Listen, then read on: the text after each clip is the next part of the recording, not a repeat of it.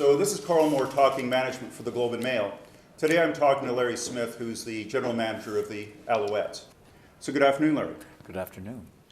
One of the things of CFL, if you do really well in CFL, the temptation or the opportunity is to go down to the NFL. Right. How do you work with your stars to keep them here in Canada? Well, the truth of the matter is that comparing a CFL player to an NFL player is like comparing a mechanic from Caterpillar with a mechanic from Pratt & Whitney. They're both mechanics, but they're different. The large majority of our players will never go to the NFL because, as an example, if you're a 290-pound lineman in our league, down there you're playing guard. Down there you need to be about 330 or 340. So the physical stature is different. So we have a limited number of players that will go from our league to the NFL, but we will have players like Joe Theismann started his career with the Toronto Argonauts. I was lucky enough to play against Joe. Warren Moon, I played against Warren for 3 or 4 years before he went down to the NFL. Johnny Rogers played with us, a Heisman Trophy winner out of Nebraska. He did not do well down in the NFL because by the time he went down, he had some substance abuse issues and he was done. So it depends on the individual. There are those who have gone from our league to the NFL, but I don't like to compare the leagues because they're two different products.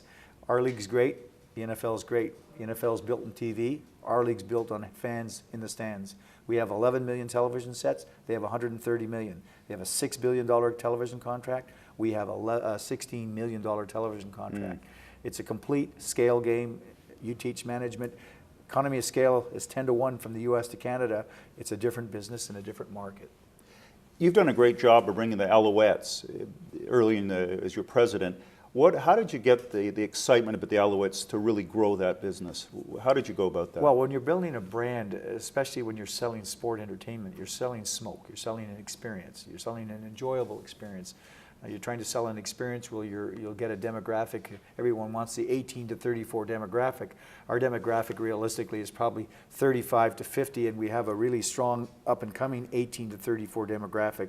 We have 30% of our fans which are women, which is the highest female demographic in Canada for the CFL. How do you do that is you have to build, especially in Quebec, where the #1 buying criteria from the Léger survey in 1997 was le plaisir du produit. People like to have fun with the product. It's that human contact, the francophone community, l'appartenance is the key word, you have to develop. We've been lucky enough to develop that with the community, and we do that through the players. We've developed extensive educational programs. We're in 300 schools around Montreal where our players will go in, talk to the kids, mentor the kids, and by doing that, those kids go home. They say to their mom, "Hey, maman, j'ai rencontré Etienne Boulay," or "I met Anthony Cavillo, and I want to be a football player," or "I want to make sure I go to school and get good nuts so I can play football." And all of a sudden the mom says, "Well, geez, yeah, you go and see the Alouettes play." And so what happens is mothers who make all the buying decisions will give their kids some support to watch our product, but basically it's through a philanthropic activity that we've done to be able to build that commonality with our fans. And our players are very accessible. Our average salary is at $75,000 a year.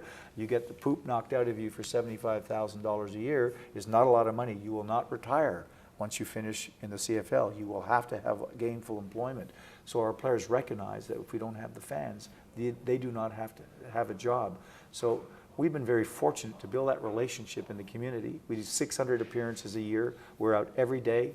We visit over 150 schools a year in our school program, and so we're dedicated to making sure people know that we're there, and that relationship has paid off dividends. You have 2 levels of branding. You have product brand and what they call a sub-level or a philanthropic branding, and many of the major corporations are becoming very specific with their philanthropic branding because historically you had someone like Hydro who would be solicited by everybody, but more and more of the Hydros, the Rio Tintos, are starting to develop specific areas of focus. So they'll say, this is our engagement in the community, people understand it, and it helps their brand. For us, it's been key to our brand, because we don't have money to do advertising.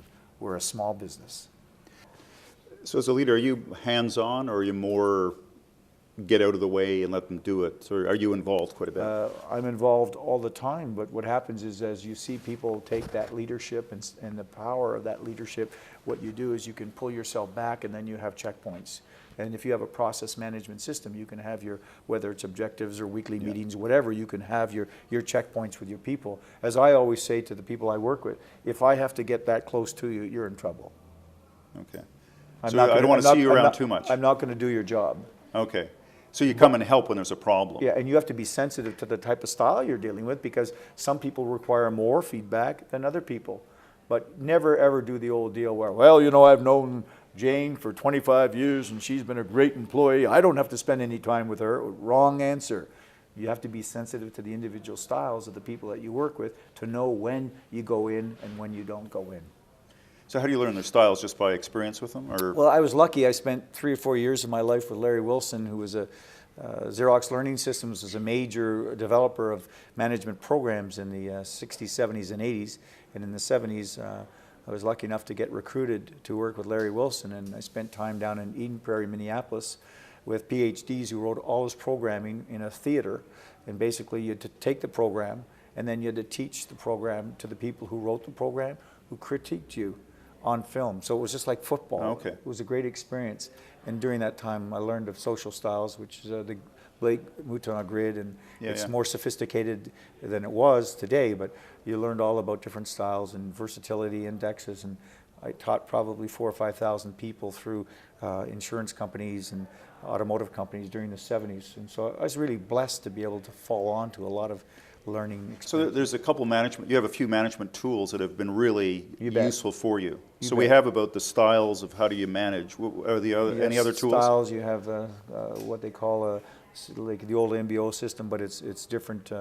You have an objective systems, you have a feedback system. There's about 10 different processes that we went through in terms of learning, and I've been lucky enough to take pretty well all of them into my work life and simplify them so people wouldn't think that this is just a quote, quote, another system, because sometimes people at different levels of sophistication look at these things and they look at it as being kind of phony.